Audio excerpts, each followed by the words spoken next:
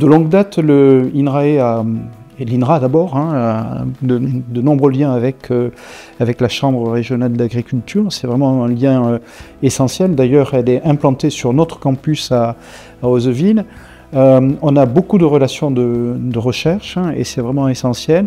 On a aussi l'occasion de se rencontrer dans le cadre du COREDEF, qui est un espace de discussion qui est vraiment très important pour partager à la fois les besoins, partager les nécessités, partager aussi les solutions que nous pouvons amener en tant que recherche. Donc ce lieu de co-construction est vraiment très important. Et l'initiative récente de créer une cellule RIT, Recherche, Innovation, Transfert, est vraiment bienvenue parce qu'il y a une impérieuse nécessité pour tous les acteurs, c'est d'accélérer la chaîne de l'innovation.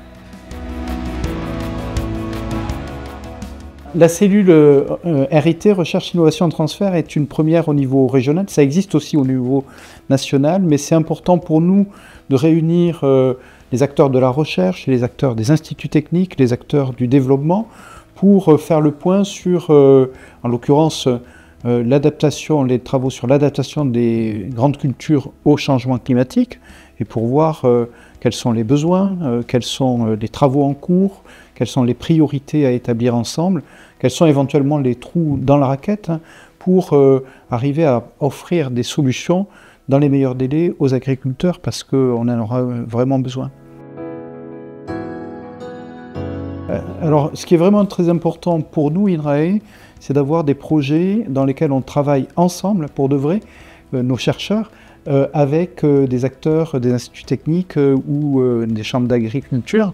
Je prendrai un seul exemple, c'est le territoire d'innovation Occitanum qui est dédié donc à l'agroécologie, donc l'apport des solutions numériques à l'agroécologie, et où on a une dizaine de Living Lab avec les chambres d'agriculture et avec d'autres acteurs qui sont localisés sur le terrain pour travailler sur des solutions numériques pour réduire l'utilisation de pesticides dans la vigne, pour améliorer l'utilisation de l'eau dans l'élevage, pour améliorer les conditions de désherbage dans les vergers, etc., etc. Et ça, c'est des solutions qu'on co-construit avec les agriculteurs, en relation évidemment avec la Chambre d'agriculture qui joue un rôle essentiel dans l'organisation en fait de ces Living Labs.